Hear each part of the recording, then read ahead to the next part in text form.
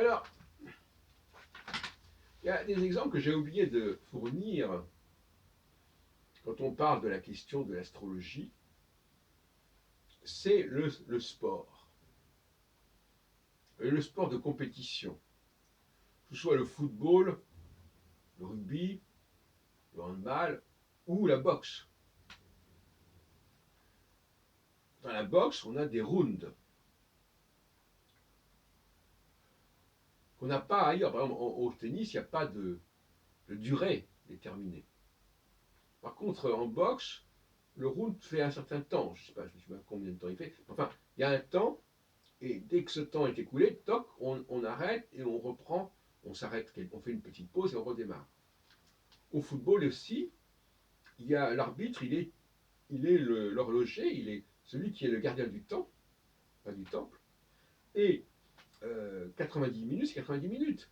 S'il y a eu des arrêts de jeu, c'est des arrêts de jeu, mais ça ne dépasse pas ce temps-là. Donc les gens, on va, si le match arrive à son terme, il arrive à son terme. Non pas parce que la dynamique du match sera arrivée à son terme, mais parce qu'il y a un élément supérieur qui dit que le match doit arrêter, quel que soit le cours du match.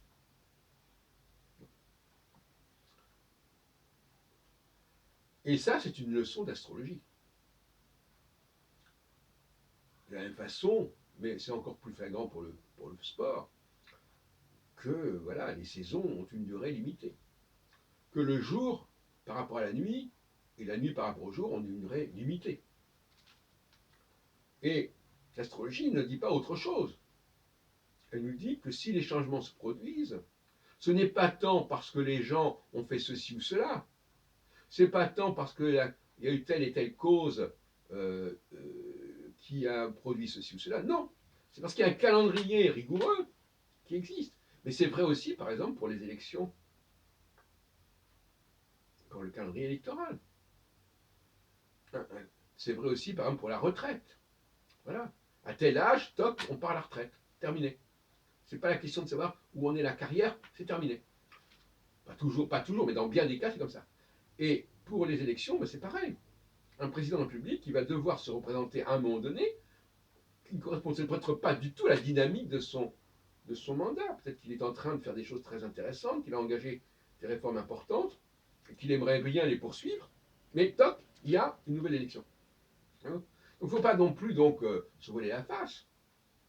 Nous sommes habitués à ce que de nombreuses choses aient lieu parce que le temps imparti est écoulé.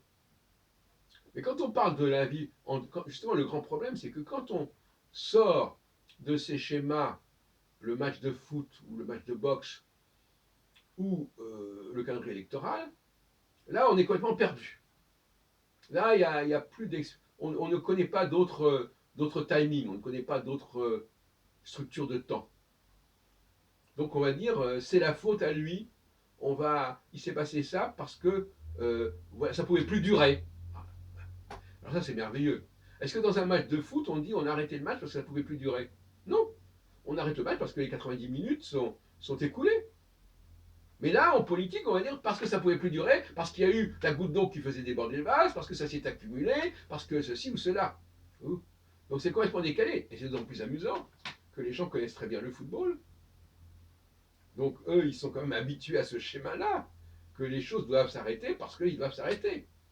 Mais quand il s'agit de la vie politique, ils ne vont surtout pas se référer au match de foot. Pourquoi? Parce que premièrement, le mandat de Macron n'est pas terminé, donc ils ne peuvent pas dire il faut de nouvelles élections, puisqu'il n'y en a pas qui sont prévues.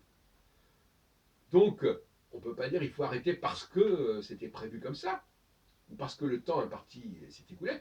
Alors on est obligé de dire c'est la faute à un truc, il a fait un truc qu'il ne fallait pas faire, il a dit un truc qu'il ne fallait pas faire, ou bien c'est une situation qui était devenue insupportable, il fallait arrêter, etc. etc.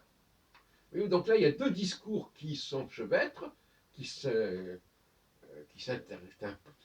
s'intriquent et qui correspondent à des logiques totalement différentes. Et voilà, c'est cela que je voulais montrer, c'est la bizarrerie actuelle que nous avons par rapport au temps. Et il y a un point aveugle qui est effectivement l'astrologie. C'est-à-dire que l'astrologie, c'est un élément qui structure la durée des choses et qu'actuellement, on ne prend absolument pas en compte pour toutes sortes de raisons. D'abord parce que la plupart des formes d'astrologie qu'on connaît ne sont pas à la hauteur de la situation, et puis parce qu'il y a des, des rejets de cette discipline qui sont terriblement marqués, et d'ailleurs il faudrait essayer de les neutraliser, en tout cas de les analyser, parce que l'anti-astrologie, ça devient un vrai problème aujourd'hui. Ça devient un vrai problème, et ça le sera de plus en plus, et il va falloir comprendre les vraies raisons de ce rejet, parce qu'autrement, on va se trouver dans une situation ingérable. Pourquoi est-on anti-astrologue? Au vu de ce que je viens de dire, et d'autres choses, qu'est-ce qu'on reproche à l'astrologie? Alors le plus drôle, c'est que souvent les gens qui comprennent l'astrologie disent moi je n'aime pas l'irrationnel. Je n'aime pas l'irrationnel. Alors que l'astrologie, justement, c'est une forme de rationalité. Alors effectivement, c'est une rationalité particulière, puisque dans la rationalité, on voudrait que la cause produise l'effet. Et quand un schéma est complètement établi et préétabli, les choses s'arrêtent parce que ça a été déterminé comme ça que ça devait s'arrêter, mais pas en raison d'une cause ponctuelle.